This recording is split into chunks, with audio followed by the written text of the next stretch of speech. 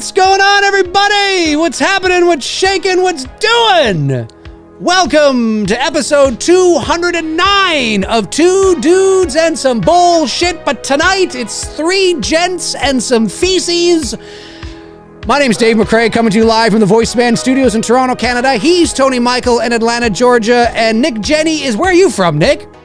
Ohio. Ohio! Drew Carey. And you're wearing a Michigan. Ladies and gentlemen, wow, we that's like sacrilegious. I'm actually closer to Ann Arbor than I am Columbus, so. Okay. That's balls for a Michigan, Ohio.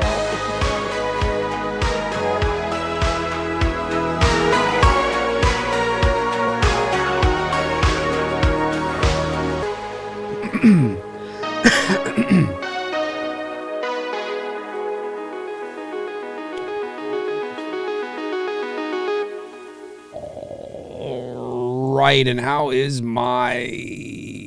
Okay, no, my level should be good. I was worried because my levels last time at the top of the show were a little low. Anyways, folks, hey, what's going on, everybody? Welcome to episode 209 of Two Dudes and Some Bullshit. My name's Dave McCrae. He's Tony Michael. We have Nick Jenne on the show today, viewer of the channel, an associate producer on It's Me Billy Chapter 2. He also picked up the Two Dudes perk on the Indiegogo campaign for It's Me Billy Chapter 2 47 years ago, and we are finally having him on the program tonight. Nick was also on an episode of McCrae Live as well. I forget what we talked about, but nonetheless, Nick, you are back. You are here. You are excited. We are excited to have you. Thank you so much for being a huge supporter of It's Me Billy Chapter 2. And you did receive one of your copies, because you have several on the way, but you did receive one of your copies on Blu-ray, which is proof that they are coming, ladies and gentlemen. They are on their way. So, Nick, thanks for being here, man. Thank you for having me. No problem. Tony, how you doing? I'm doing really good. I'm just trying to, well, for those who don't know, I'm actually back on YouTube after almost a 10-year hiatus. Almost 10 years. Almost 10 years to the day. Because I was looking up, like, when did I stop? And when did you and I start doing... We started in November of 2017, correct? No, I think the Two Dudes show was I think September.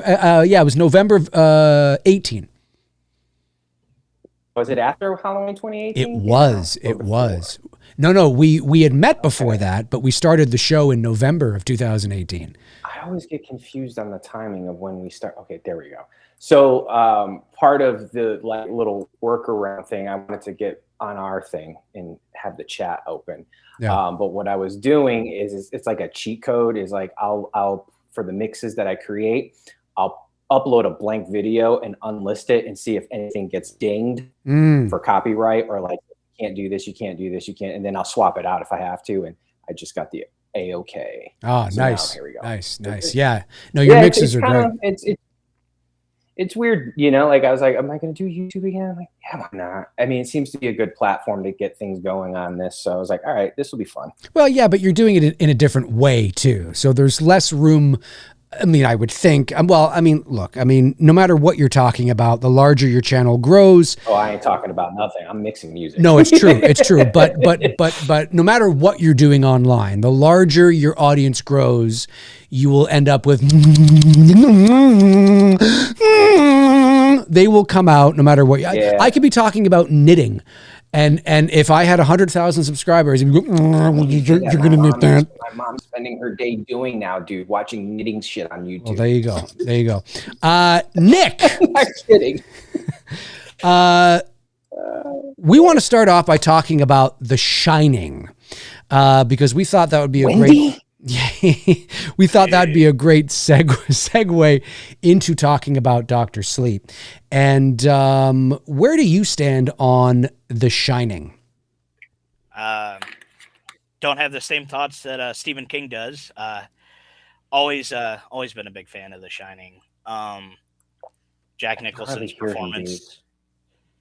Sorry, say again. I cannot hear him at all. Really? That's interesting. I'm trying to adjust my volume here. I hear you fine. Nick, say something again. Can you hear me now? Got him.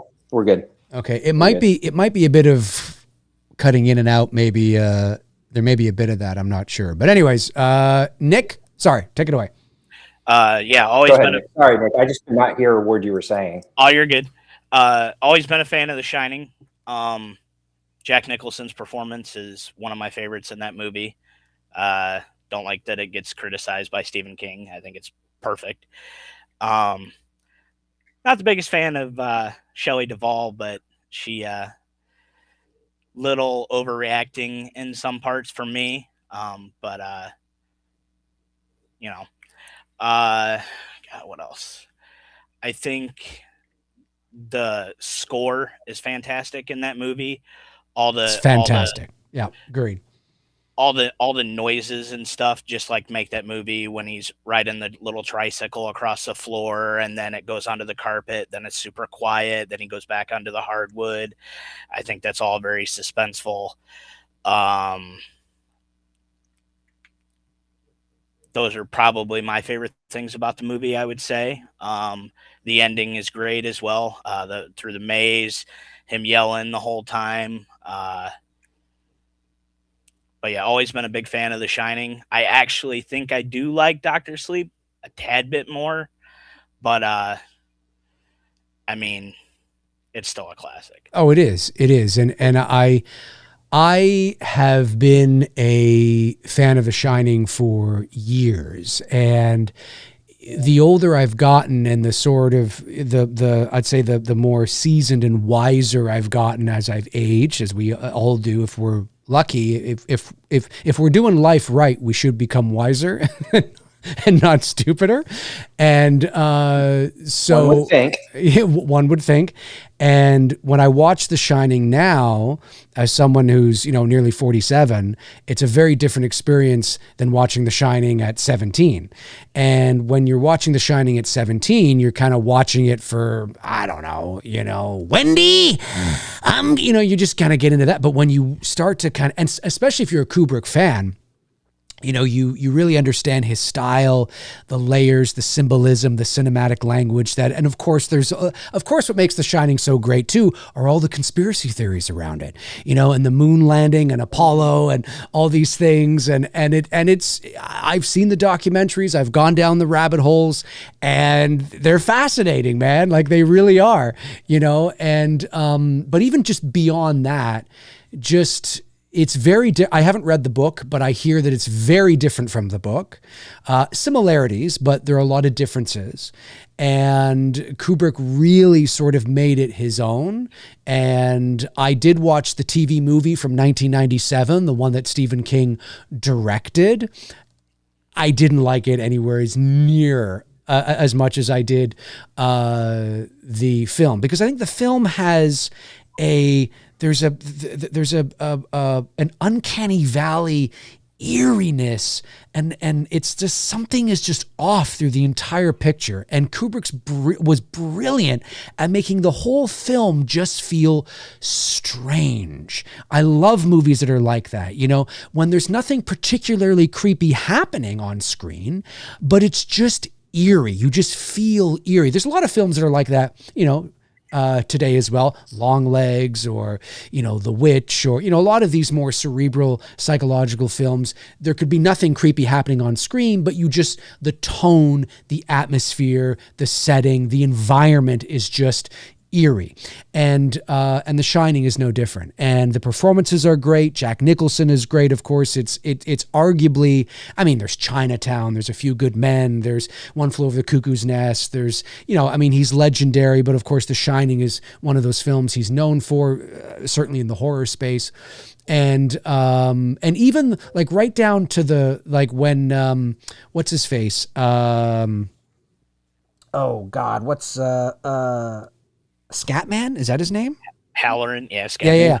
When he's driving, I think it's when he's driving in the winter, and he sees, or no, is it when they're driving up to the hotel? I can't remember now. But when you see the red car smashed and crumpled in some sort of accident, I think, that, I don't know if this is out there as known or if it's just assumed. It's a good assumption, because what's the color of the car that they're in when they're driving up? It's yellow, isn't it? Yellow. Well, in the book, it's red. And so when you see the red Beetle or the red car crumpled on the, in this accident, it's almost like Kubrick's way of saying, nah. Fuck you, dude. Yeah, no. Your book. Yeah, and so there's a lot of layers like that, but just things like, what does this mean? Like everything with Kubrick is intentional. Even something as creepy as with the dog thing on and the whole oral thing going on and the trolling King before trolling was even a thing. Yeah, no, it's true. But there's so many layers. There's so many ways to look at it, decipher it. Kubrick was incredibly intentional with his symbolism and the cinematic language. And yes, it's a story about a family that goes up and a descent into madness and what happens and all. Yes, but there's a lot of things you could look at it. Was Danny abused by his father? Was there truth into that? Was there stuff going on there? There's a lot of stuff under the surface that isn't on the surface, that's under the surface, that is really fascinating to dissect and look at, and a lot of the symbolism where it's like, what? There's a lot of, there's tons of videos online. If you know The Shining, you've probably gone down a bunch of rabbit holes yourself, and it's a film that can just be analyzed over and over. Absolutely love it. Tony, your thoughts on The Shining? Well, not only is it in my top 10 favorite horror films, it's in my top 5 favorite movies of all time. Yeah. It's one of my favorite Kubrick films. I'm actually, I'm going to do something a little more up tempo. It's funny because I was playing around with the melody of The Shining, similar to what I did for the Halloween, the Shape Stalks remix. Thank you, by the way, for doing the breathing. For those who don't know, problem. Dave does the breathing that you hear in that remix that I did. That's on my YouTube channel or SoundCloud. That's Dave. That's not a clip. I think people thought I took an excerpt from the movie. That's not. That Dave put the mask on. He did the whole. I did the tempo of what I stepped Michael into my did, booth. I did. Whoever did it. Yeah, whoever did it at the end of the '78 film in the ADR, Dave duplicated that exact same thing because I couldn't drown out the sound to have a clean cut of that. So with The Shining, I'm doing the same thing, but it's going to be a little bit more up tempo. I picked out my parts of the movie, and now I'm just kind of playing around. I love. There's something about that theme. It's impending doom. Right. It's just like once you hear it, you're already and I think that's deliberate to the shot of the opening sequence where you're kind of going upside, your bearings are just not helicopter shot way before drones. Right. Helicopter. Right. Way before drones. But I think that's intentional for Kubrick mixed in with the score. Everything is just off balance. Or to what Carpenter did with the Halloween theme.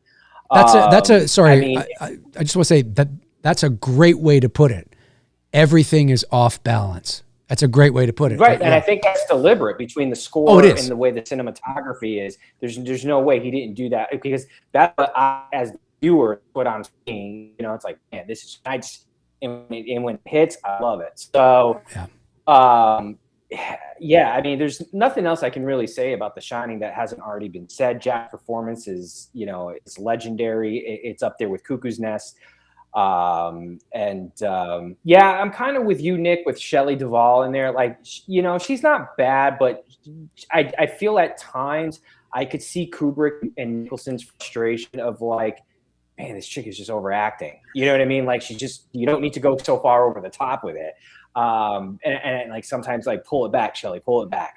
I could see Kubrick, doing that. And I know he was hard on her. I heard the stories and whatnot, but that's basically if you're doing a Stanley Kubrick film, that's essentially what you're signing up for, is that he's going to take 1,000 shots until he gets what he wants. It's an iconic film. I don't want to spend too much time on it because I know we're here to talk about Dr. Sleep. So I love it. And I'll just say this about Duvall too. I used to think the same thing when I was younger. I used to be like, why is she so okay, John? No problem, John. Sure, John, no problem. Like, yeah, like I used to think like, why is she so? But funny enough, I now think you couldn't have it any other way. You need like it's like it fits the whole everything's off balance. Like it fits the whole. When he says that, where he's making fun of her that as soon as possible, he's like, it's impossible, and he's doing that to the camera. I think that's a genuine. I think that's Jack's genuine. Like, I'm gonna mock this girl and make fun of her because I'm so frustrated with her, and I think that was more real than acting. I've always felt that because it was such an organic, like. I don't know, like, I mean, we did that shit. Like, I do that shit with my brother all the time. You're making fun of someone, like, if they say something and you want to make fun of them and the way they say it. Yeah. That looked so organic and that Jack was not acting. I always, anything, his frustration because of her, her, just the way she was on set from what we've heard, I think it was easy for him to go to places and like what you're saying, it made the performance more authentic. Well, yeah, and it just fit the tone of the film. It just fit the whole, like the entire film is, eerie and creepy and like you said, off balance, and I said uncanny valley. There's something. So of course you're going to have her as being, okay, and the way she is, in some of those moments, right? And the way he is and all that. And yeah, it's a brilliant film, legendary and classic. And then of course we find out But I think we would agree. I think I would agree though. Who else can we see playing Wendy? No one. She is. Well, no, that's my point. Yeah, exactly. Whereas when I was younger, I was like, I don't get this. Like, why isn't this it feels like she's not taking it seriously or something. But so we fast forward nearly 40 years to 2019.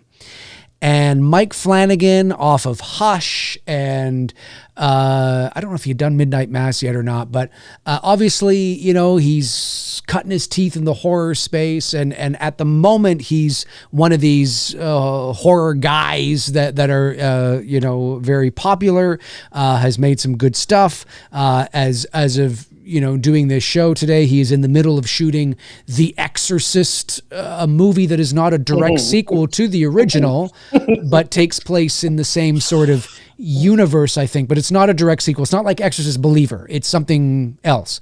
Now, having said that, I watched Dr. Sleep. Scarlett Johansson one? Yes. Yeah. I watched Dr. Sleep. It's not a direct sequel? It's not a direct sequel. No. I believe it takes place in the one that just came out? Yeah, no, it's not. It's not. They're not doing a sequel to that. That thing is done. Mike Flanagan, it's its own thing. I think it takes place in the same universe, but it's not a sequel to the Reagan story that doesn't have, there's no connection. And so we'll see what he does. But it's not connected to Believer. No, that thing is done. It's gone. So, and I didn't think Believer was as bad as it was made out to be. But nonetheless, it wasn't great. But I mean, it wasn't like the worst movie I've ever seen in my entire life. Anyway, so Dr. Sleep comes around, and it's based on the book by King. Here's the movie. It's coming out. Ewan McGregor is in it. I saw it. I was very late to the party. I didn't see it when it came to theaters. I didn't see it when it came to streaming. I mean, it's still there. But I saw it for the first time this past November when we were originally going to do the show with Nick. And I watched it, and I thought, that was pretty good. I was impressed. Now, you could say, well, yeah, it's Mike Flanagan, it's Ewan McGregor, it's, of course it's going to be great. Yes, but it was better than I thought. I mean, I knew that it was good at this point because of, all the reviews and everybody saying it. But look, I judge movies on what I think. There have been lots of movies that have 98% on Rotten Tomatoes and rave reviews that I watch and go, that was all right. But I thought this was really good. And as far as we were saying before the show began, as far as sequels go, a sequel to a legendary film nearly 40 years later, I mean, you could argue and say it was way better than it had any right being.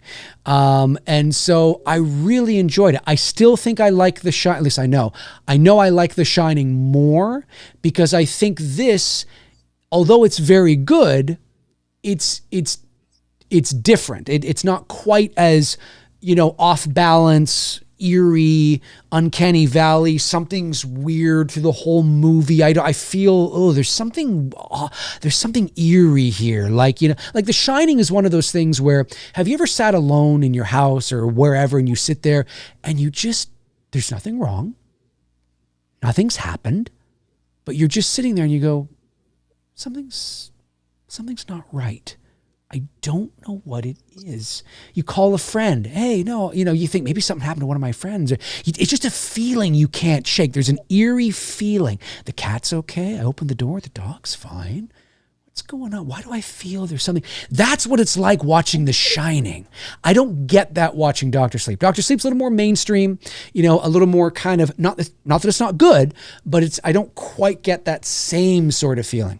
But it's still really good. And I was thoroughly impressed. And I thought at the ending and everything, and it was really good. Anyways, I'll shut up. Nick, you're here to talk about Dr. Sleep. Tell me, man, you're a fan. Dr. Sleep, let it loose, buddy. All right. So I was late to the party as well. I didn't hear about it till a couple years ago. And I had actually heard about it from Slaughtered Lamb. Darren and Frank were talking about it. And I was like, oh, sequel to The Shining. Got to be good, right? So I watched it with my parents and we're like, fuck, that movie was awesome. And always been a big Ewan McGregor fan. Love him in anything he does. I thought Rebecca Ferguson's performance in the movie is absolutely fantastic, and I loved her in Mission Impossible. So she was definitely drew me to that as well. And then the acting performance of the girl in the movie, I believe her name's Kylie Curran, and really impressed with her performance. And she actually really has only been in like one film, and that's it, and been in a few like TV stuff. But for that being her only movie, like, it's pretty impressive performance out of her. And You're right, Nick. Sorry, I just wanted to say you're right. Looking at her Wikipedia, she was in The Lion King in terms of the theater, in terms of stage, in 2015. She's 20 years old now. And then she did she's done 2 feature films. One is called I Can, I Will, I Did, probably some independent film. And then Dr. Sleep. And then she's done television. So you're right. Yeah, no, she was great. I agree. Anyways, continue. She seemed very natural. And yeah, I thought she was one of the highlights of the movie for sure. And so I like that. I had read that, the movie was a great balance of adapting the book and being a faithful, sequel to Kubrick's The Shining as well.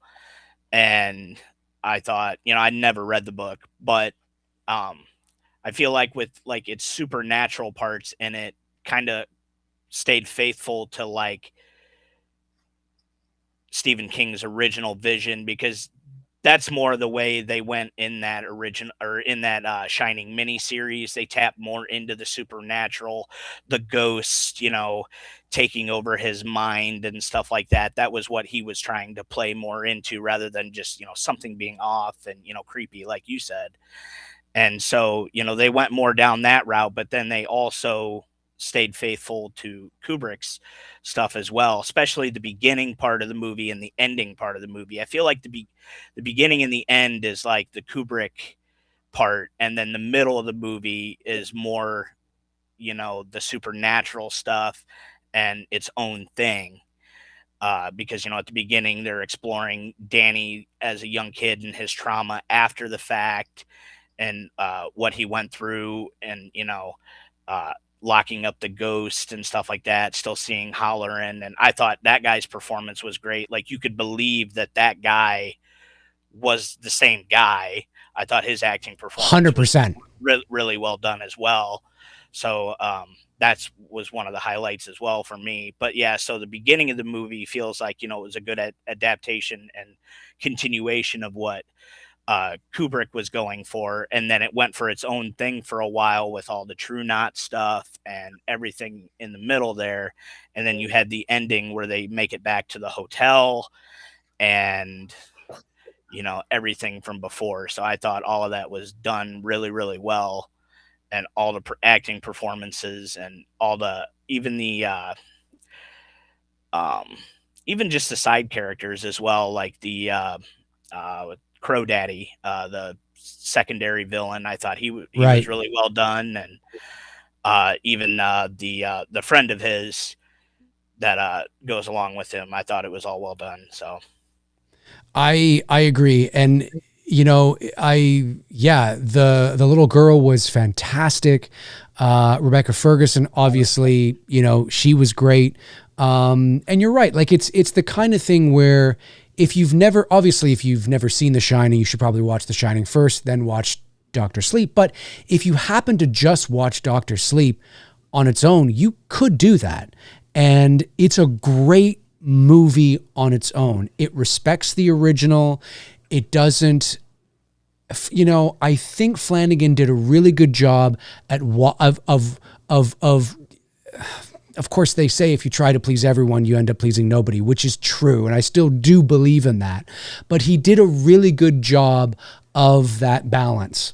He didn't lean so far into The Shining where, like I said, it feels, in terms of tone and feeling, it feels like right in that. It's a little more palatable for general movie-going audiences. It's not quite as cerebral, but still is, but not quite as heavy, we'll say. It's not quite as heavy in terms of the symbolism and the cinematic language. But it's still there, and it's still good. And so, yeah, it's that nice sort of balance. And I mean, and then of course I love when they get to the Overlook Hotel and wah, wah, wah, wah, wah, wah, wah. It's my there you go.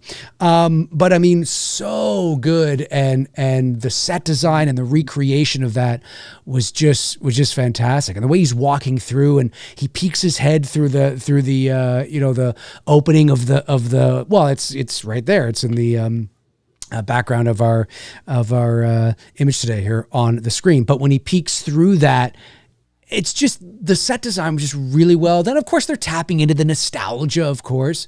But yeah, I just thought this was a really good movie. It was really well done. I still like The Shining more, I think, just because of nostalgia, but also because I love... feel it's just so eerie. There's so many ways. Every time I watch The Shining, I feel like I'm discovering something new. I'm figuring something else about it that's been hidden beneath the layers somewhere. Maybe that's part of just the mythology and the lore. But anyways, Tony, Doctor Sleep. Yo. I liked it. It was fun. I was trying to remember it. Rebecca Ferguson, obviously. Rebecca Ferguson. That's yeah. I love anything that she's in. Yeah, she was great. As I was saying before we went live, what I think I enjoyed about this film is that it wasn't trying to compete with The Shining. I never felt like he was trying to recapture what Kubrick did. He wasn't trying to duplicate what Kubrick did, other than when they went back to the Overlook at the end, which it's a warranted payoff. Like, it didn't feel cheesy. It didn't feel like especially when you got Elliot from E.T. playing Jack Torrance. I thought he did a great job. Like, Henry Thomas, I felt like given the circumstances, obviously, you're trying to recreate an iconic character for starters, played by an iconic actor, which is like hard to do. In those scenes with Ewan McGregor and Henry Thomas, it felt authentic. It didn't seem like they were trying to they're just like a cosplay movie version of The Shining. It just felt like it was its own thing, without competing with the original, because you're not going to do that. You're not going to compete with Kubrick. and his style of filmmaking, and just like everything that you have described about The Shining, all the elements, the music, the atmospheric like sound effects that you hear throughout the entire film at times as shit's getting crazy. Whereas in Doctor Strange, again, Sleep. it was just, or sorry, wow, Doctor Strange, wrong universe. No, that's the MC. That's Doctor Sleep would be Avengers Doomsday if you're not aware. Like Right. they're all at this point, everybody's in Avengers Doomsday. Yeah. The three of us are too. Sleep. Yeah. Exactly. And I agree with you. The little girl, thought she was great. Did not know about her. I didn't know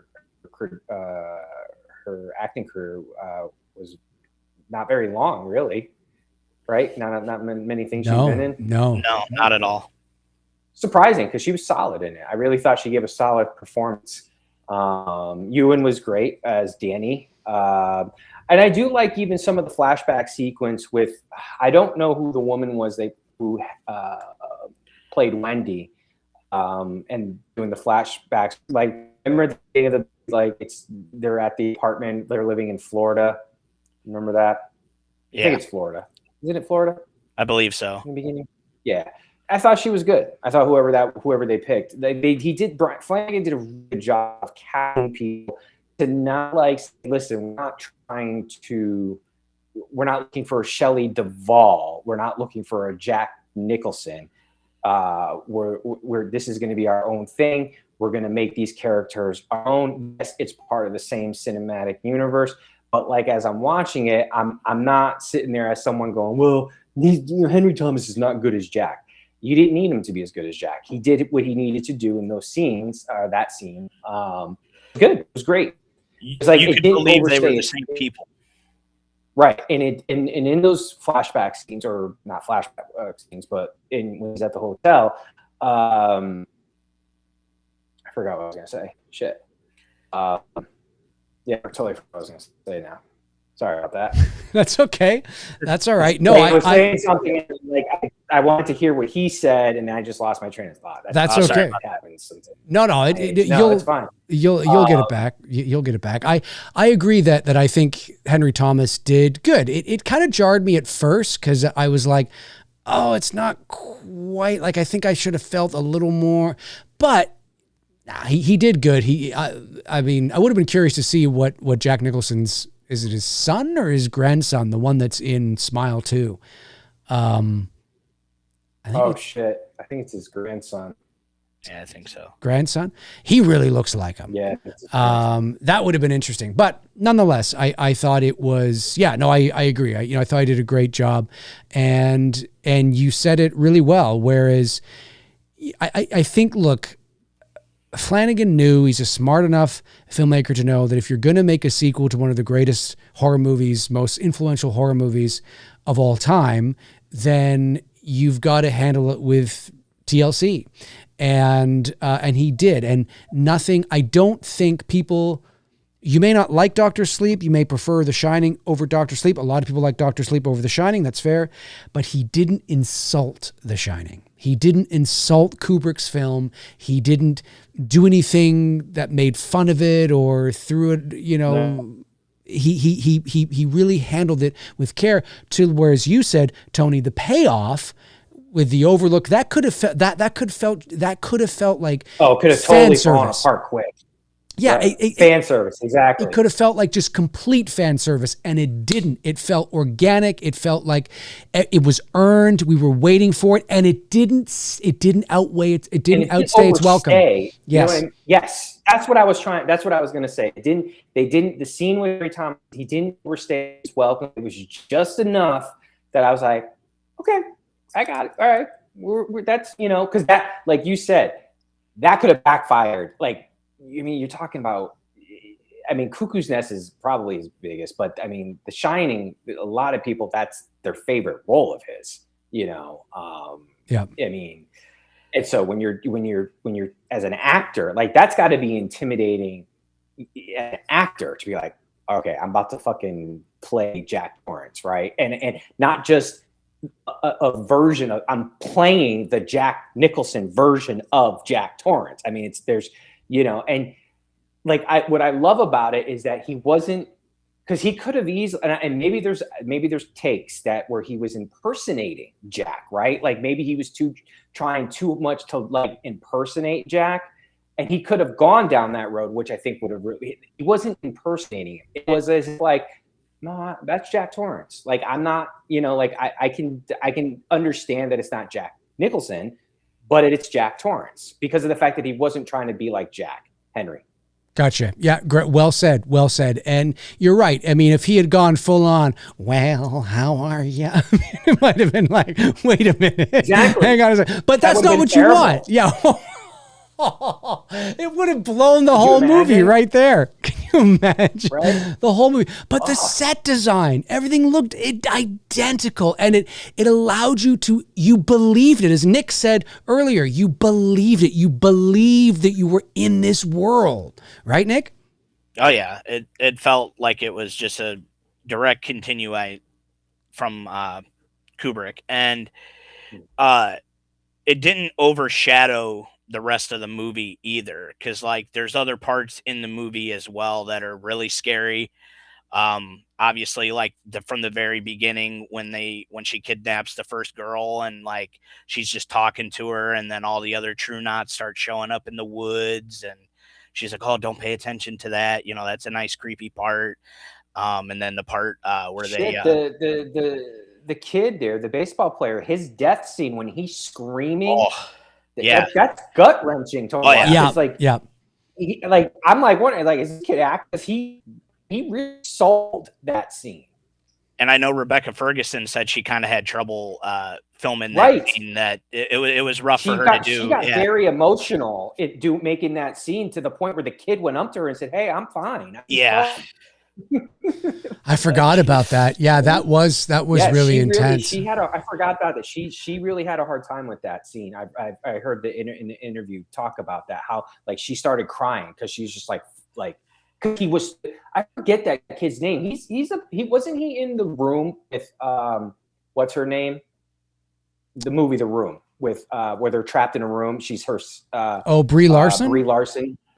And he plays the kid. Her kid. I think he's her kid in that movie. I don't know. If I'm know. not mistaken. Let's check the it only out. thing, but that kid, his performance just in that scene alone, it tugs at your heart. You're just like, damn, dude, like go for it, bro, go for it. Yeah, the only thing I remember him from was Good Boys. He was in that, but I don't remember being in that other movie. Yeah, I don't know. I think he's in The Room with what's her name. What do you, Brie Larson, yeah. What do you guys think? I mean, The Shining, again, like we said, is such a legendary film with so much mythology and history around it because of Kubrick and how he handles films and how he tells stories. And do you think that, and I don't think it, well, do you think that Dr. Sleep demystifies the ending of The Shining? Like, do you think it would? And I know that Dr. Sleep was based on a book. Oh, you mean burning the hotel? Well, not just that, but just in terms of like, how the movie ends with just Jack in the photograph. What does it mean? Has he been there before? Is it reincarnation, or does it mean this, or does it mean that?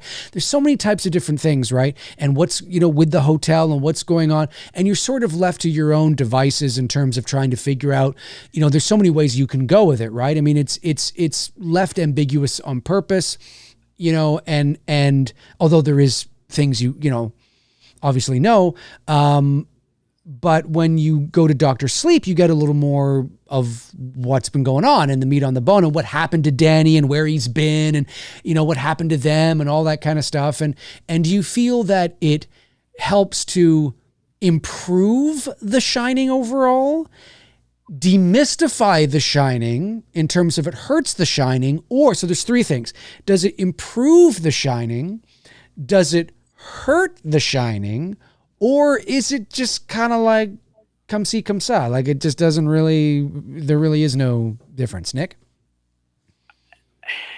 That's a tough question. I think It does kind of demystify it a little, because it does answer some questions, because like they, with like after he dies in the end, he comes back to her and, they say life does go on. She tells her mom that her dad, is fine and life does go on. And, that like all the ghosts are still there and that they're always, looking for, to feast on something. So like they do answer some of the questions that they leave ambiguous in The Shining, but I don't think the fact that they answer them really does hurt The Shining. Like, it's still a classic. Like, I don't think them answering some of the questions does anything to hurt the movie really, but it does. If you like the fact that you don't get any answers and it just leaves it all open, I guess you could be a little upset with Dr. Sleep, but I really wouldn't. Yeah, because it's interesting. Well, first I'll go to Tony. Tony?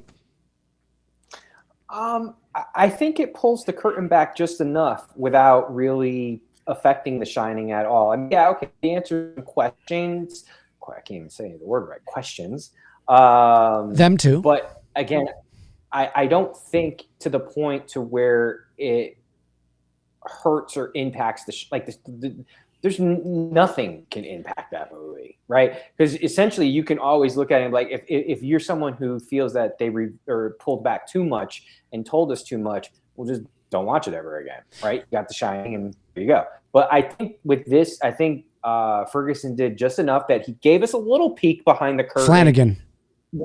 I'm sorry, yeah, Flanagan. Got Ferguson on the mind. you know. We knew it was going to happen. We knew it was going to happen. I know she's watching. You're going to get me in trouble. So I'm going to get myself in trouble. Yeah. I think Flanagan gave us enough of a peek around the curtain that it does not spoil The Shining at all. He could have gone further with it, but I think he just gave us just enough.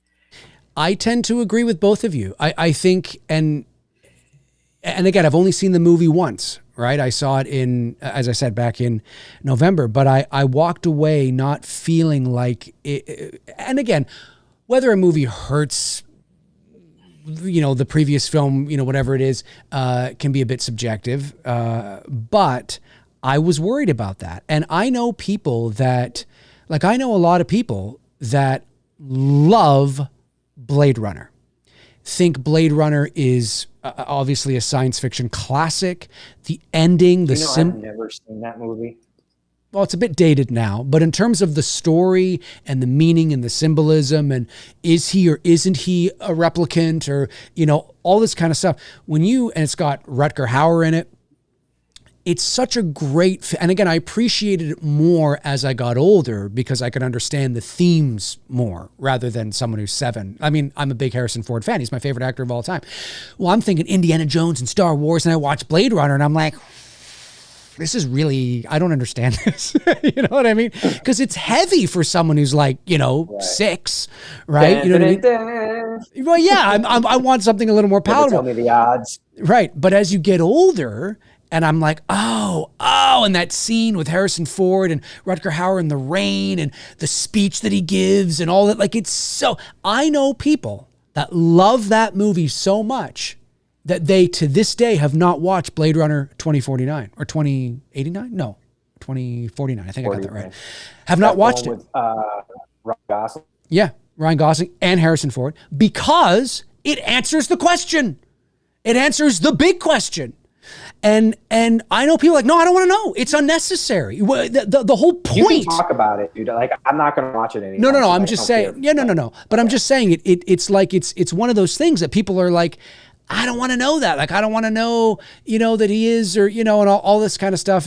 And so I can understand that. And when now The Shining's not quite left with that question in terms of, is Jack a ghost or is he not? It's not left with anything like that. But I have to say, I agree with both of you. The Shining is so different. It's so unique in its feeling and in its tone and in its execution and presentation. It almost feels like, and I mean no disrespect to Flanagan or Dr. Sleep, I know it's based on the official book, which is the official sequel to the Shining book by King. Like, it's official. This isn't, but it almost feels like it's like a what if scenario. Hey, let's watch The Shining, and then if you want to go, hey, so imagine if they did this sequel. Well, this is kind of something you could do. Even though Dr. Sleep is the official sequel, they're so different in terms of their tone and films that it feels to me that it doesn't ruin The Shining. You can still, it just feels like an Elseworlds, like a what if, multi-universe. Yeah, it kind of feels like that a little bit because The Shining. I wonder if that's so, also, you know. Well, I wonder if it's also because, as far as I know, The Shining only is the only movie that Kubrick ever directed that got a sequel, right? Someone's done a sequel to. Any of his other movies have never, there's no sequel yet. I think that's correct, yeah. So, and I think that's another area where people start, I mean, do I think Kubrick films are off limits? No, I don't, but at the same time, why would you need a sequel to 2001? Why do you need a sequel to A Clockwork? Why do you need a sequel to Full Metal or whatever? I mean, Kubrick's films pretty much are, they're right in your alley, Dave. It's beginning, middle, end. Like there's no reason to keep telling a story. And so when you are ambitious enough to say, I'm going to make a direct sequel to one of the greatest directors, in cinema history. Now, I didn't say I said one of the. Yep. Just in case, because I know that the selective thing for me, he's go. But it's tough. It's in a day and age where movies are constantly being remade or they're making sequels to everything. He's one of the few directors that you can arguably say, or not arguably, or say that no one can do a sequel really to his movies. And if you do, you got some balls of steel, because again, everything that you have just said, you're going to go into that with a huge skeptic, right? If someone did a Clockwork Orange sequel, everyone's going to be like, why? Like, there's no way you're going to capture what he did in the 70s. And we're all going to that skepticism. And I think to what Nick said, and what you said, and what I've said tonight, that's what makes Dr. Sleep work, because of what Flanagan did. He didn't try to say, I'm going to one-up Kubrick, right? He left it alone. It's like you said, it's a what-if type movie that was done well, and it doesn't shit on the original. Correct.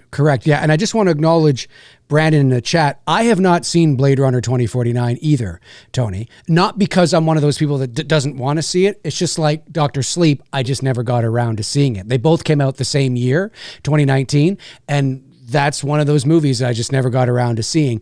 I do have to see it. But Brandon says in the chat, it does not answer the question of whether Deckard is a replicant or not. And I had heard that it heavily did, that it heavily hinted at it and suggested it. But maybe it doesn't. And I haven't seen it. But still, I do know that there are a lot of people that don't want to have any more. It's fine. The first movie was good. It's fine. I don't need to go on and find it like it is what it is, and whatever the case is. A lot of people are like that. Oh, hello. Am I here? There you go. What were you saying? Oh, can you hear me okay?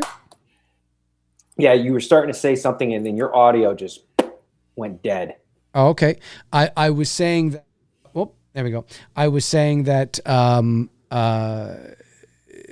I have not seen Blade Runner 2049 either, but I had heard from those that had that it was heavily suggested that Deckard. We find out that the answer to whether he is a replicant or not.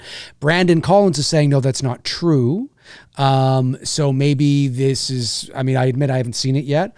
But it's not for the reason of that. I have no issues watching it. But the point I was making is that there are a lot of people that when they make sequels to legendary films that continue the story so long after the fact, especially when that legendary film ends on a philosophical or existential note, that leaves the audience thinking about the meaning of what it all means.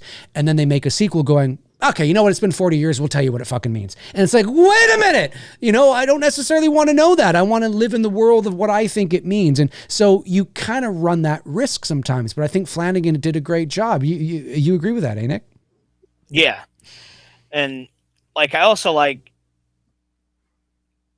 the parts where they, dove into this powers that, they had. Not everybody shined the same, and they had different types of shine. I believe they referred to the girl as I forgot what they called her, but they said she had a specific ability, and she's like, I haven't seen that in a long time, a looker or something like that, and that she could look in on them and stuff like that. So I thought they dove into that enough, but they didn't overdo that. Going into that, completely, but they explained enough, that there's different levels of power and stuff like that, and she ended up being the most powerful, other than, Danny was as a kid, but then he, became an alcoholic, suppressed it. And, Rebecca Ferguson's character, even at the end, she's like, how the hell did we miss you? And, so I thought that was really well done as well. I thought that was a good, I thought the way they went with it was really cool. It was something totally different, than the original. And it was a new idea. And that's what, makes it different and not, overshadow the original and stuff like that. It makes it its own thing. So. Exactly. Yeah. And that's sort of, I think, what, the three of us are getting at, where it feels like it's its own thing. It is a sequel, but you could watch it having never watched The Shining and sort of understand everything in a lot of ways. And I think that's a plus for it. And like Tony said, you're not trying to one up Kubrick. You're not trying to, he did a really good job. Again, not as stylistically, it's definitely different in terms of the feeling and the execution. It's a little more palatable for mainstream audiences, but it's good. It's as far as sequels go, it's good. And I've yet to see Blade Runner 2049. Maybe I'll feel the same way. Evil Alex says 2010. That's right, the year we make contact. I actually like that movie. I like. What is that? That's a sequel to Kubrick's 2001 Space Odyssey? Yes, it was written, directed, and shot, I believe, by Peter Hames, legendary director. And yeah, it stars Roy Scheider. It's from 1984, 83. It's yes. I like 2001 better because, again, 2001. I mean, there is a story to 2001, but again, it's more existential, more philosophical. This is an art film, essentially. Yes, whereas this is a little more mainstream, right? It's a little more, but it's a sequel. Roy Scheider leads the expedition to Jupiter to figure out what happened to the ship, what happened to Dave and his buddy, and what's going on, whatever happened to them. And I think it's been 2 or 3 years. Or something like that, and they got it. Called 2000. Why am I just learning about this? It's based on the Arthur C. Clarke book. Yeah, the film's called 2010, The Year We Make Contact, and Keir Dullea is in it. He reprises his role as Dave Bowman. And yes, that's actually on Amazon. Okay, it's good. It's good. I think I like 2001 better still, but yeah, no, that's another good example, and I would put Dr. Sleep in that category of it's like, wow, sequels to legendary films, that are, better than they had any right. You could have really fucked this up. You could have really insulted the original and you didn't. Kind of like Jaws 2. Yeah. I guess not quite, but yes, Jaws 2. Yes, in terms of I mean, Jaws 2 is very different than Jaws, but as far as sequels go, it's good. It's good. Yeah. No. Yeah. Okay. Yeah. I'd throw that in there. Sure. Why not? Yeah, because you can watch Jaws and never watch Jaws 2 and be fine. Yep. You know. So, Dave, did you notice that since you're predominantly a Halloween channel, that there was an actor from Halloween Kills in Doctor Sleep? I must have. Give me a clue. He was one of the True Knots. I think his name was Billy the Chunk. And he was I mean, not a minor character, but yeah, he was in Halloween Kills. It was the guy who played Lonnie. Oh, yes. Robert Longstreet. Robert Longstreet. Yeah. Yes, he's a good character actor. Lonnie, get your ass away from there. Lonnie, get your ass away from there. I need to do a song that one. You should. Lonnie, get your Robert Longstreet is a great character actor, and yes, I do remember him now in Doctor Sleep.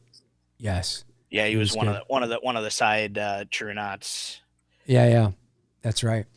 Before we go, Rebecca Ferguson's, I guess her right hand dude. He's in a really great TV series that I like called Longmire. He plays opposite to Robert. I think his name is Robert Waters, the guy who plays Sheriff Longmire. I don't know that actor's name, but he's like the head sheriff guy for the reservation. He's also another popping in the show. I see him pop up and stuff a lot. He's really good. Long hair guy. Yeah, like hippie dude. Yeah, I also like that they had that vibe too. That they were like a bunch of hippies, and all the old RVs, 70s, like gypsies and stuff. Yeah, that was cool. It was really cool, and she was great as a villain. Rebecca Ferguson, she was really good, awesome. And I love that they do more villain type roles. She should, and I love that delay of with Danny. It's like Danny's like Luke Skywalker. He's got like all this power that he hasn't used in years because he became an alcoholic, and you're just waiting for the whole movie for him to bust out the Force and like lift an X-wing. You know what I mean? Exactly. Like, you're just waiting for that. Instead of booze, it's blue milk. So yeah, it's a good analogy. Exactly. And then of course at the end you get a bit of it. You know what I mean? You find the part when he finally possesses her in the car when Crow, and he's like, who the hell are you? And he's like, oh, we've never met before. And yes, that's a great part, and it was so good. Of course you wear your seatbelt. Mm-hmm. I agree. I remember that moment. I was like, yeah, he's finally using the Force. Shit's gonna go down, bitch. It was so good. It was so, yeah, that's right. It's coming back to me now a bit because again, it's been since November. And it's funny you use that analogy because he was Obi-Wan. So that's true. That's true. That's a good point. Doesn't he say hello there in the movie? No, yeah. Does he? He does. I think he says hello there. When he wakes up and he. Yeah, the chalkboard. Because she writes something, and he's like, I think he says hello there.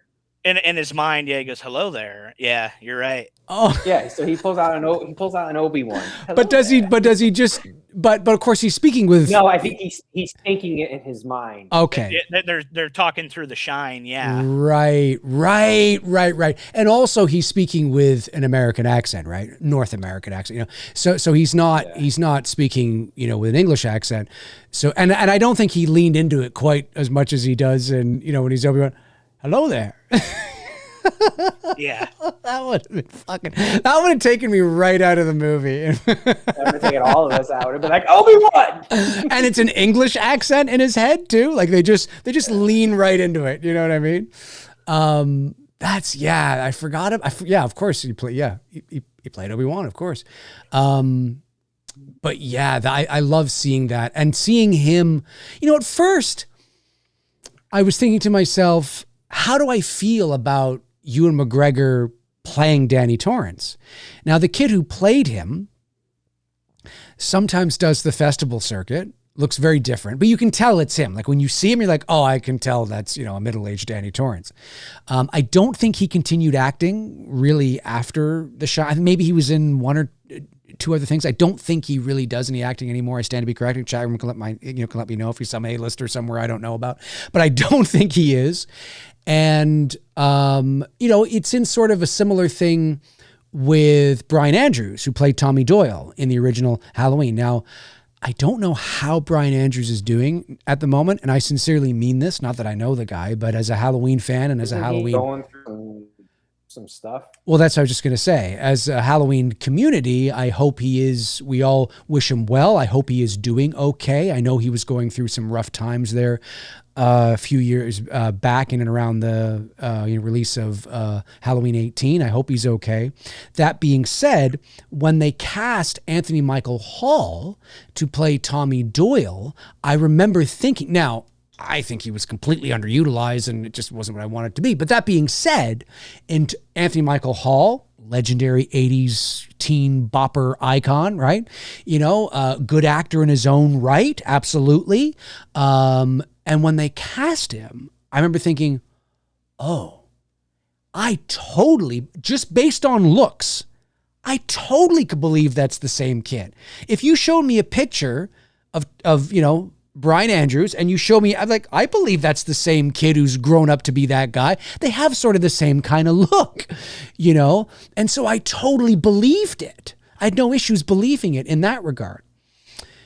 With the kid who played Danny, and then you get Ewan McGregor. Ewan McGregor is a bona fide star, right? Anthony Michael Hall is known. He's definitely known, but he's not like an A-list star.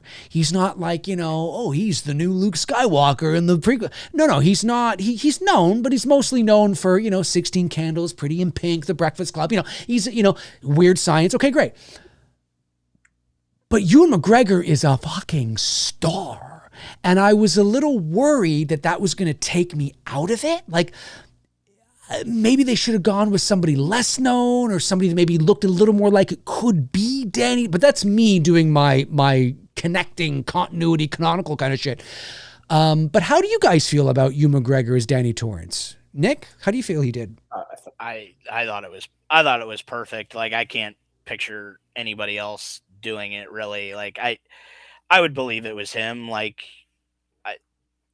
I thought he was, very same personality. I thought you could totally believe that was him as a grown-up, and especially at the beginning with him leaning into the drinking and stuff like that, and then how he ended up fixing his life and then going to the retirement home and stuff like that. Yeah, no, I thought it was perfect. I wouldn't have cast anybody else. Cool. Tony? Same. I liked it. I thought he was fine. Yeah, I did too. At first, I'm like, I see Ewan McGregor, right? But as he moves along and as he gets into the role, I was like, yeah, no, okay. Yeah, I believe it's him. And he's a great actor, right? And when you hire a great actor, if it was Keanu Reeves, I might have had a little bit of trouble. Yeah, maybe.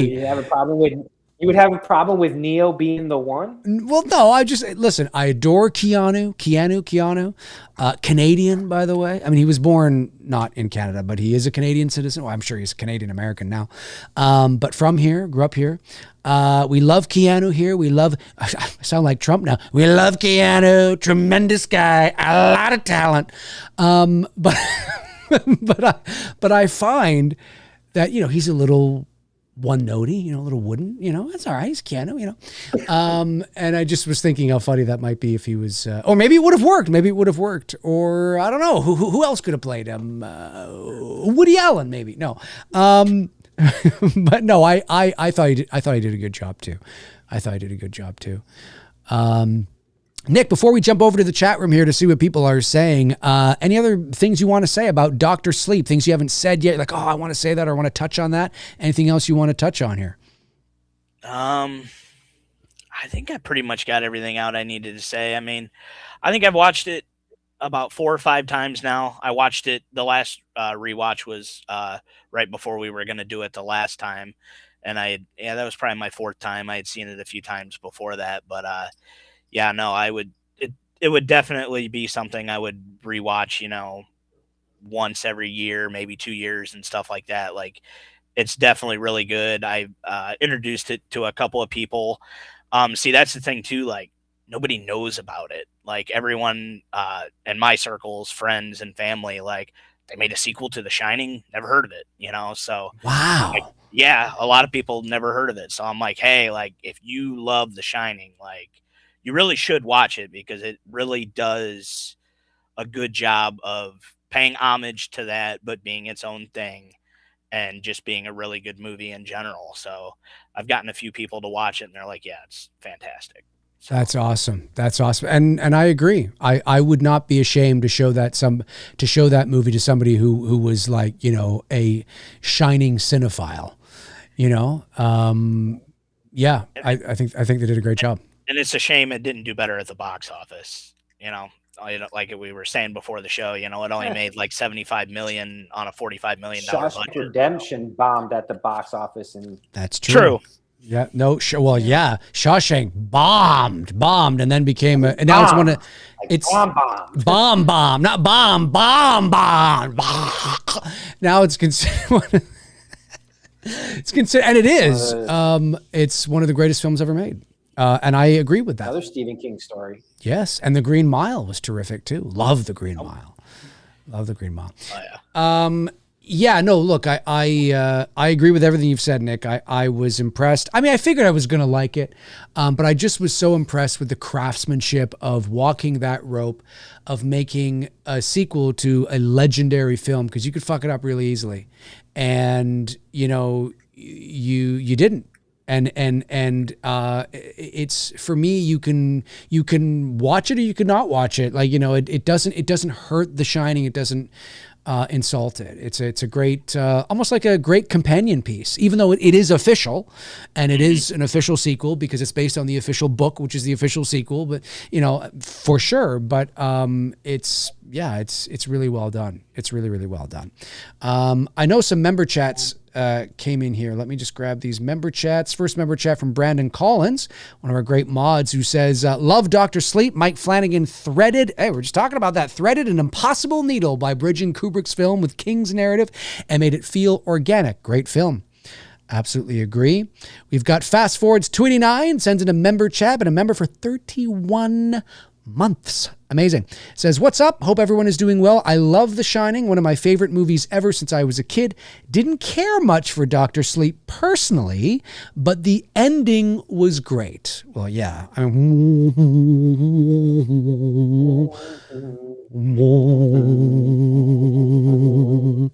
okay, I'm done. I just beat in my head now that I'm gonna mix with that song. I can't stop. It's so good. I'm just gonna get the rights to it and use it in the house on Port Robinson Road, and people will be like, "What? Why are you doing that?" Do it. No, I can't do that. I can't. It's so. Take the first few measurements, pitch it up a little bit. No. I would never do that. Are you kidding? I would never do that. Know the difference. People would be like, I can't, it was a great movie, Dave, but I can't believe you just ruined it by doing that. It's like, what are you doing, you hack? You bloody talentless hack. What are you doing? No. No, of course I would never do that. I'm playing with a Rubik's Cube, and I thought I had it. Oh, it's too bad. Josh Stevens sends in a member chat. Thanks, Josh. Says, I'd argue that you can't truly appreciate or understand The Shining or Dr. Sleep without knowing the Dark Tower series. Or It, for that matter. I know Dave hasn't read Dark Tower, but what about the other two dudes? Have either of you read the Dark Tower series by Stephen King? Not much. No, I mean, I know... Yeah, I know King connects. Everything is essentially connected. Like Welcome to Derry. I mean, that's connected to Shining as well too. There's a lot of Shining references. I mean, that's essentially almost all of King's books. They're essentially kind of interwoven with each other. So, but I have not read the Dark Tower. But I am aware of the connection. I'm aware of its connection to all of this as well too. So yeah. And Nick, you haven't, right? Not much of a reader, no. Gotcha. No, I hear you. Except for the Playboys, right? Right. Well, I mean, the thing is, like, for me, I'm not much of a fiction reader, but I do read a lot of, although I've become more, like, I read a lot of, you know, or have read, I'm not currently at the moment, but I've read a lot of mythology and a lot of, you know, even like, you know, I'm interested into like science-based books, and there's a book by Dr. Sam Parnia, called Erasing Death, and it's all about like NDEs, near-death experiences, but the science behind it and whether we can measure it and actually figure out what's going on, not just, you know, a bunch of, you know, anecdotes of stories, but actual measurements. And I find all that stuff really fascinating. And so I like reading all that kind of stuff, but fiction books, I have read a couple in my life now since I didn't really read them when I was a kid. But I love reading sort of, nonfiction. Mostly like articles, you know, sports articles and stuff like that. I'll read that kind of stuff, and I'm big into pop culture. So anything regarding that, you know, news and stuff, I read a lot of that. But yeah, anything, you know, long 800-page fiction books, not really my style. I gotcha. And I think actually, I think I have that book right here. Hang on a sec.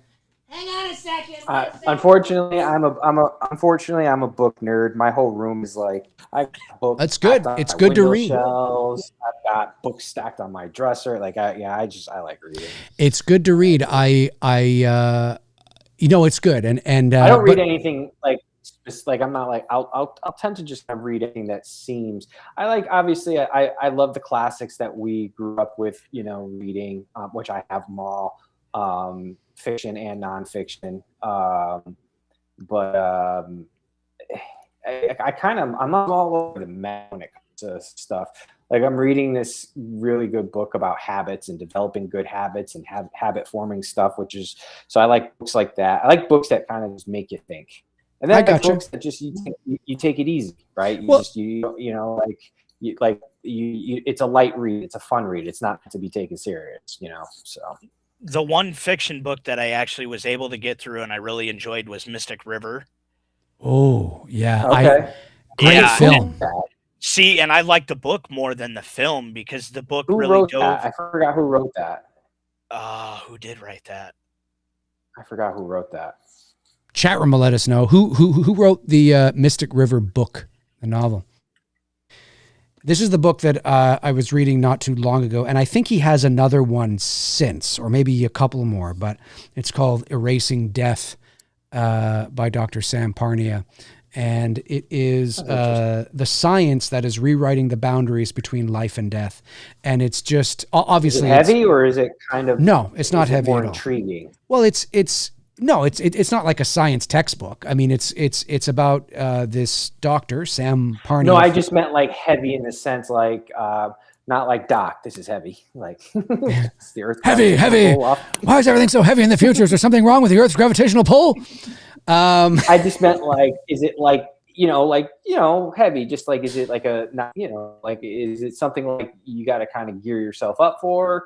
I would say I would say so. But if you're really into the topic, like obviously, you know, when it comes to the house on Port Robinson Road, and I've been reading on this subject for years and years. This isn't just something I just started doing. I've been reading about this kind of stuff for years, but I always try to tackle it from a bit of a more science perspective, because I think that, you know, because I think if we're ever going to know the truth of life after death, or, you know, all that kind of stuff, we have to start looking at how to measure it and how we can figure things out and all that kind of stuff. Anyways, I digress, but I like reading books like that and topics like that. And but I've read some fiction, you know, in my life as well. But when I was a kid growing up, I hated it. It's not that I couldn't read. I can read. Clearly I can read. But I just was one of those kids. It's just like, oh, I'm gonna read Romeo and Juliet. I don't want to read it. That's where the Coles Notes, which is the Canadian equivalent of Cliff Notes, came in handy for me. It's the same. Yeah. How are the, well, I mean, come on. Thy, my, thy, how art thy, shy, thy, vi, thy, high, thigh. And it turns out it means, I don't want to. And I'm like, oh my God, I don't even understand how that could mean just that one little thing. Anyway. I always quote Rodney Dangerfield from Back to School when he's like, see the movie in and out in 2 hours. Like, why read? So it's true. It's true. Okay. I think that was the last member chat, if I'm not mistaken. Let's see if anybody has answered that. It's Dennis Lehane, I believe, is what I looked up. There you go. Thanks, Brandon. Okay. Dennis Lehane. Yeah, I haven't read the book. The movie with Tim Robbins and what's his face? Just one other Academy Award. Kevin Bacon. Sean Penn. Kevin Sean Bacon, Penn. Yeah. And Fishborn. Fantastic movie. They dive a bit more into Tim Robbins' character being abducted, and they go more into detail about what he went through. So I thought that's what I like about it. There's a lot more detail about that, which is, not good stuff, but it definitely enhances it for me. So I thought it was a great book, and the movie's great too, but it's like, yeah, it leaves a lot of that stuff out, but it also explains like why he is the way he did, why he beats the fuck out of that guy that's, molesting the kid and stuff like that. Yeah. So. Gotcha. Yeah. Well, that's the thing, right? I mean, that's why, it's books you have to do that. And it's, it's an interesting phenomenon because sometimes the books, I mean, there's that saying, right, that the book is always better than the movie. And I think there's truth to that, but I also think too that when you're reading the book, you're imagining it in your own mind. And I'm sure there are plenty of times where it's not that the movie is bad or that the movie is terrible. Sometimes it is, but there are probably lots of times, just as many times perhaps, where the movie is actually really good, but it's not just how you imagined it.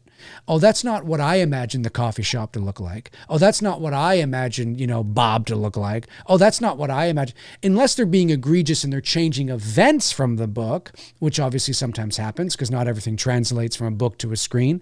Then that's different. But that has to be a thing too, where it's like, no, the movie's great. It's just that it's not how you imagine, With the book, you feel like it's more your own, you get to create your own. Yeah. Makes sense. Exactly. I mean, you're imagining the movie playing in your head. I'm really interested. It's funny, not that we're talking about horror and Dr. Sleep, and obviously Harry Potter was, I mean, when the books came out, I was already 18 years old. So I wasn't the target demographic for the Harry Potter books. Man, there were still grown ass adults really obsessed with those 100%. Hardcore fan. I never got into it. 100%. I only watched up until the dude who plays the new Batman, Robert Pattinson, that movie when he died.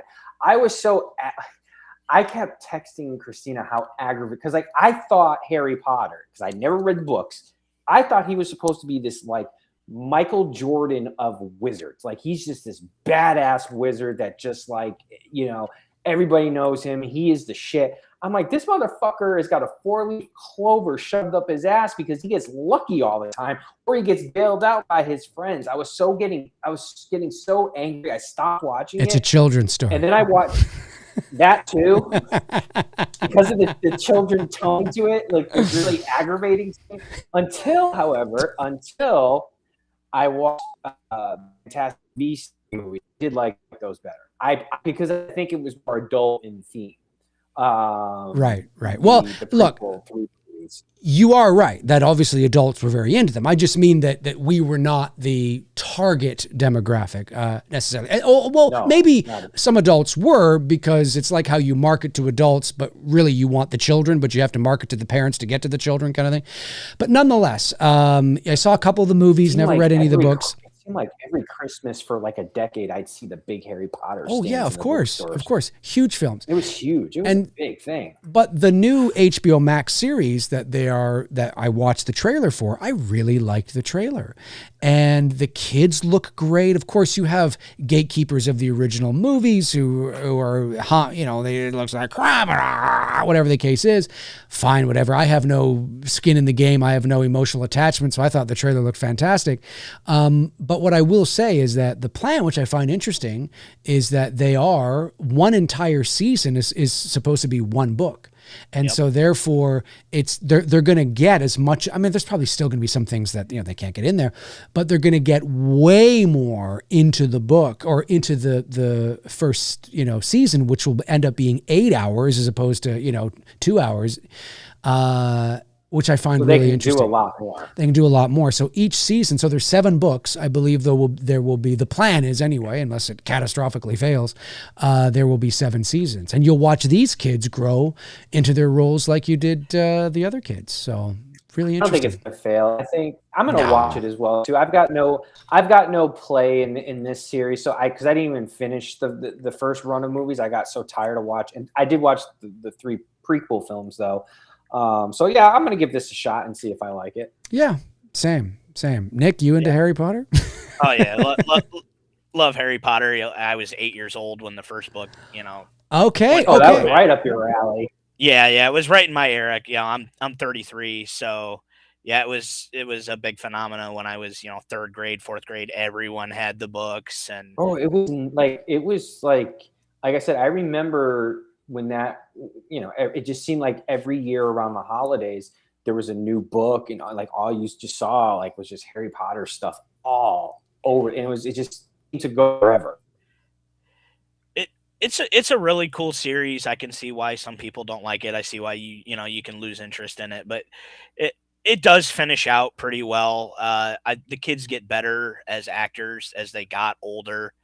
It wasn't the acting. It was the story. I just felt like, I think because my expectation going into this was he was supposed to be like the Michael Jordan of wizards. Like he was just like naturally did badass wizard. And that was like not even close to what I thought he was supposed to be like. It was more of the fact that the guy that, like, you know, Voldemort was the guy that was like, him and Dumbledore are the badass wizards, and just Harry happened to survive.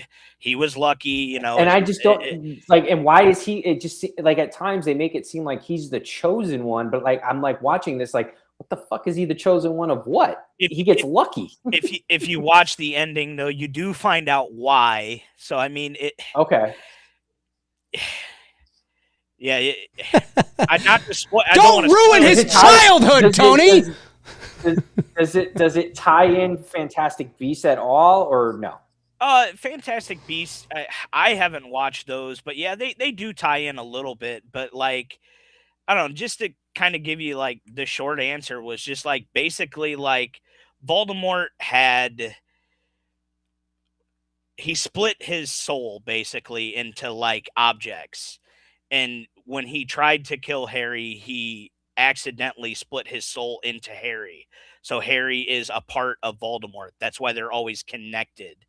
So you find out that Harry basically has to die in order for Voldemort to die. They have to get rid of all these objects he put his soul into, and Harry learns that he is the last one. So that's why he's the chosen one. It makes sense.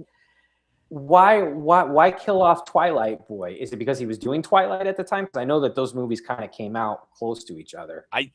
Let's see, Goblet of Fire was a little before Twilight, I believe. Twilight was 2008. Yeah. So Goblet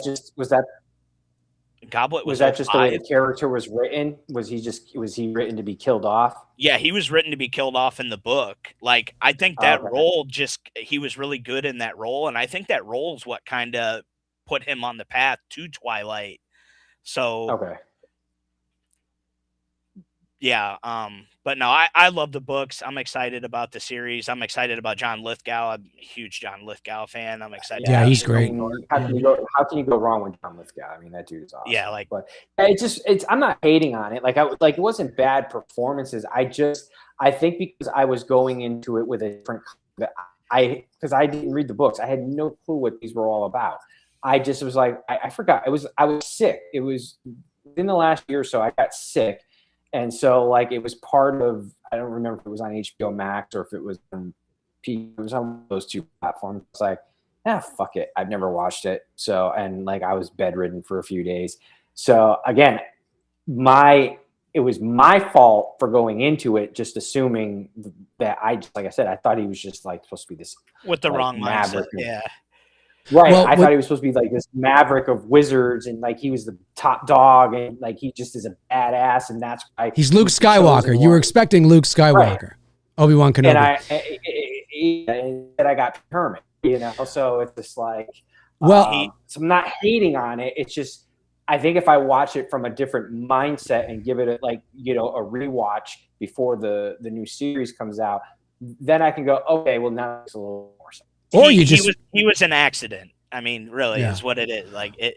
Or you just wait till the first season because the first season's coming out this December. It's that soon. Yeah. And I love that the first season is Harry Potter and the Philosopher's Stone. It is the original title because... Is that the original title of the book? It is, and that's how it was released worldwide. Except for the United States, because people in the United States just thought, I don't know, you guys wouldn't understand what a philosopher is. I'm not making this up. I'm not making this up. Everything up. It literally was released as the Sorcerer's Stone because they felt that kids would understand sorcerer better than philosopher. And that's why, but here in Canada, it was philosopher. I mean, we're just across the border. Philosopher's Stone here. You guys are smarter than us. No. Well, no. But yeah, no, look, I'm looking forward to it. I think it looks really cool and you know, I think they've done a great job. But what else? Let me see here. It looks great. Yeah. Evil Alex says, I know everyone's getting all and like, this is why I'm glad I don't have a in this without reading the books and not having enough and just going into it as just an observer of like, okay, let's see what this is all about. The whole Alan Rickman's character now being played by a different actor and just the whole uproar. I'm just like, bro, really? Do we got to be mad about this? Like, come on. Yeah, because it's a different race. It's like, who cares? Yeah, whatever. And you know what's going to happen? You know what's going to happen? I predict if he does a great job at it, then who fucking cares? Nobody will care. Yeah. Here's what's going to happen. He's going to do a great job. I guarantee you, he's gonna rip it. He's gonna do a great job, and everybody's gonna be like, "Yeah, everyone's gonna love it." All that hating for nothing. Happens all the time. Who cares? Who cares? And I hear too that I'm just going by what I read online. Alan Rickman, I think, was even too old to play Snape because Snape from the book, I think, is a younger character. I think the chat room can let me know if that's true, but I think Rickman was older than the character was even in the book, as far as I'm reading, which is why you have the character quite young here in the TV show, or on the younger side, not like the kids, but he looks like he's... I think if anything, just for my own peace of mind of why I want to finish the movies before going, because I really want to understand, and don't spoil it for me, but I really want to understand that meme where it's Rickman and it just says always. I'm like, well, always what? Always? Fucking always what? What does that mean? Like, so I know it's significant to Harry Potter in the series. Don't spoil it for me, because I think just for that alone, I need to know what that better not be a disappointing payoff, because I'm telling you, if I get to the end and it's like I find out what it means, I'm like, what the fuck, bro? You'll find out the last movie if you rewatch it. So there you go. Well, I didn't. I only stopped after one with Robert Pattinson. So it's like 4, I think. Goblet of Fire. Yep. So you got 5, 6, and then the 2. So 4 more. Yeah, because you got the 2. Okay. 2 parts. Oh, right, because it's done they split. The 7th, yeah, they split into 2 parts. There you go. Brandon Collins says, "Is it a significant payoff to understand what that?" It's a big Harry Potter discussion happening here. Is it a significant payoff? Yes, like, because is it going to be okay.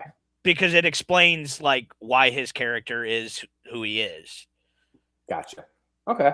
It makes total sense. There you go. All right. Brandon Collins says, Snape is supposed to be the same age as Harry's parents. Yes. That would make him in his early 30s in the book. Rickman was in his 50s. So there you go. Where was the outcry of that? What's going on? There's nothing right up there. Well, there also wasn't any social media when the first movie came out. There was no social media, and nobody could act obnoxious. And Rickman's a beloved actor, and so people, I guarantee you, this guy who's playing Snape's going to knock it out of the park. Baby.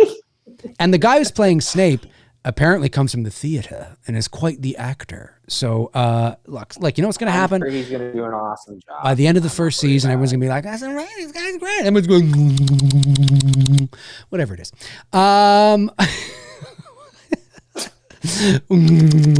Let me see. Anybody? I think there was a super chat. I don't want to miss that. $4.99 from Scott Mariano 01. Says, hey guys, did you know that they used the exact same opening sequence from The Shining in Doctor Sleep when they are driving up to the hotel? Now, I think what you mean is, do you mean that they used the footage or they recreated the same shot? I think is what you mean. I don't think they actually. Right? Sorry? I think it's recreated. They didn't take the footage from the first film, right? No, I think that's what he means. Yeah, it's just recreated with the same music and the same sounds and same shot, same path, going over, seeing the island. Approach. Exactly. Yeah, exactly. Seeing the island, seeing the car driving. Yes, of course. Yeah, it was really cool.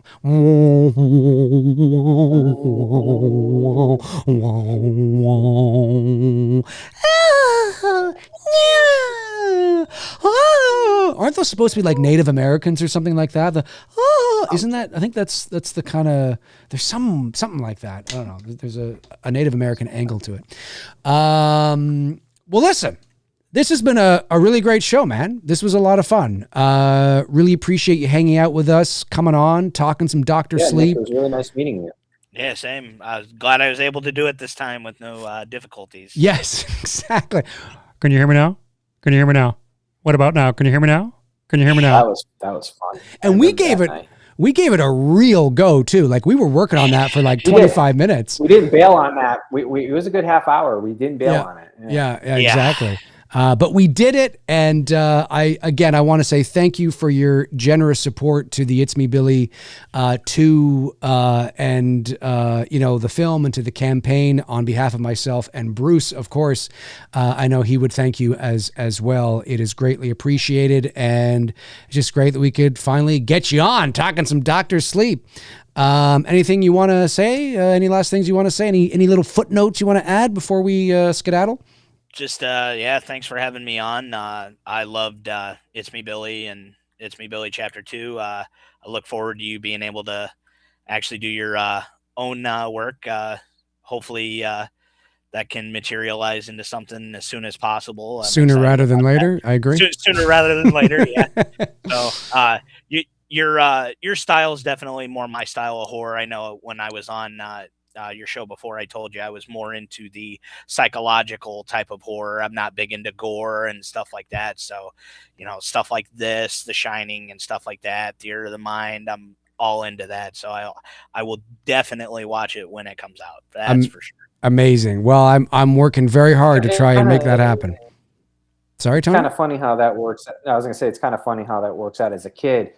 Gore all day, but now as an adult, I'd rather have the theater of the mind, suspenseful type horror movies. I don't do much more. I don't know. No, I get you. I mean, there's room other than like I know they're doing a new Faces of Death movies. I have zero interest on one. I saw the trailer. I'm like, no, I'm fucking good.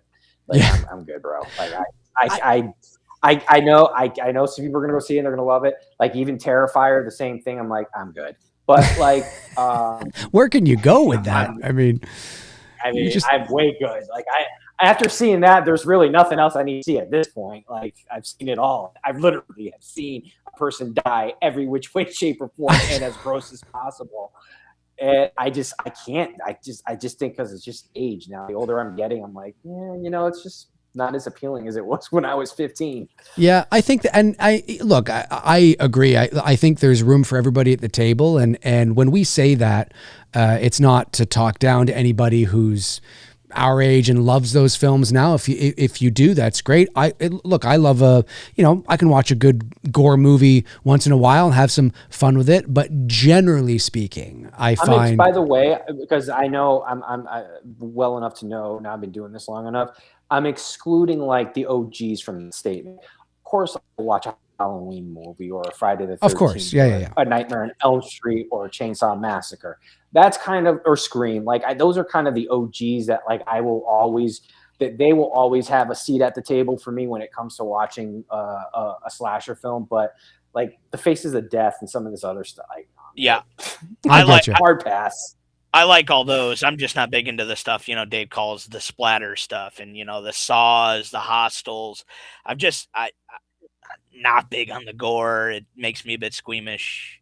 I think it's just the longevity of it. I think, with the Terrifier films, I like the first one. It was interesting. The second one I didn't mind either. But by the end of the third one, I just think the novelty's wearing off for me, and there's just only so much I can take of that level of type of gratuitous violence. So yeah. And age plays a part. For sure. Your styles change, people change, but that doesn't make our fandom any better than anybody else's fandom. I mean, if that's what you love, that's great. If you like that stuff, that's, that's go for it, man. That's all you. It's like, 100%. I think like Dave said, as we get older, everybody just kind of, their tastes just change. It's, there's no right or wrong to it. It's just your tastes change. Not at all. I absolutely agree. All right, folks. Well, listen, that's going to do it for this episode of Three Dudes. Oh, yeah, I got to do the music. Sorry about that. There we go. Three Dudes and some feces. Nick, again, thank you so much for coming on. Stick around after we close the show. We'll have a formal goodbye. Thanks to everybody in the chat that hung out with us today. Folks, if you're watching after the fact, jump into the comment section and let Tony and I and Nick know your thoughts on The Shining and Doctor Sleep. Do you like Doctor Sleep better than The Shining? Do you like The Shining better than Doctor Sleep? Do you agree with everything we've said here today? Maybe you don't. Maybe you do. Maybe you got your own thoughts. Jump into the comment section and let us know below if you care to. If not, well, don't worry about it. It's fine. It's totally fine. Tony and I will be back with another episode of Two Dudes and some BS very soon. Stay safe out there. Have a great. We've got some episodes. I know Dave and I had a gap, but I think we're kind of getting into a rhythm again. So we've got some shows coming up. I've pitched some ideas to Dave, so there probably won't be as long of a gap as there were before. So. Gotcha. Yeah, gotcha. All right, folks. Take care. As I said, stay safe out there, and we will talk to you all soon. All righty. Cheers.